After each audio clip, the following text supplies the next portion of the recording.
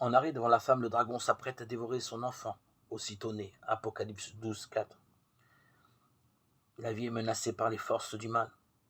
Dans le livre de l'Apocalypse, le signe grandiose de la femme 12.1 s'accompagne d'un second signe apparu au ciel, un énorme dragon rouge feu, Apocalypse 12.3, qui représente Satan, puissance personnelle magnifique, et en même temps toutes les forces du mal qui sont à l'œuvre dans l'histoire et entravent la mission de chacun, de tout le peuple chrétien.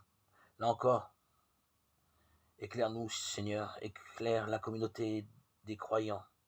L'hostilité des forces du mal est en effet une sourde opposition qui, avant d'atteindre les disciples de Jésus, se retourne contre Marie pour sauver la vie de son fils devant ceux qui le redoutent comme une dangereuse menace. Marie doit s'enfuir en Égypte avec Joseph et avec l'enfant, Matthieu 2, 13, 15. Elle doit prendre conscience que la vie est toujours au centre d'un grand combat entre le bien et le mal, entre la lumière et les ténèbres. Le dragon veut dévorer l'enfant aussitôt né, Apocalypse 12, 4, figure du Christ, que Marie enfante dans la plénitude des temps, Galates 4, 4. Cet enfant est aussi comme la figure de tout homme, de tout enfant spécialement, de toute créature faible et menacée, parce que, par son incarnation, le Fils de Dieu s'est en quelque sorte uni lui-même à tout homme.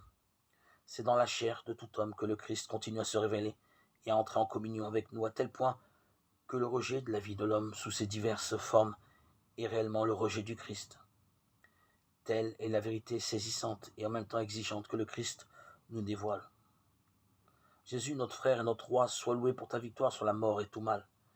Toi, la lumière qui éclaire tout homme, nous désirons accueillir ta prière, ton appel et relever par ton amour et miséricordieux te suivre pour apporter notre disponibilité à aider dans les nécessités de ces temps, spécialement à l'égard des plus petits, des plus faibles, de ceux qui ont le plus besoin de ne pas être isolés. Très précieux sang de Jésus, sauve-nous et le monde entier.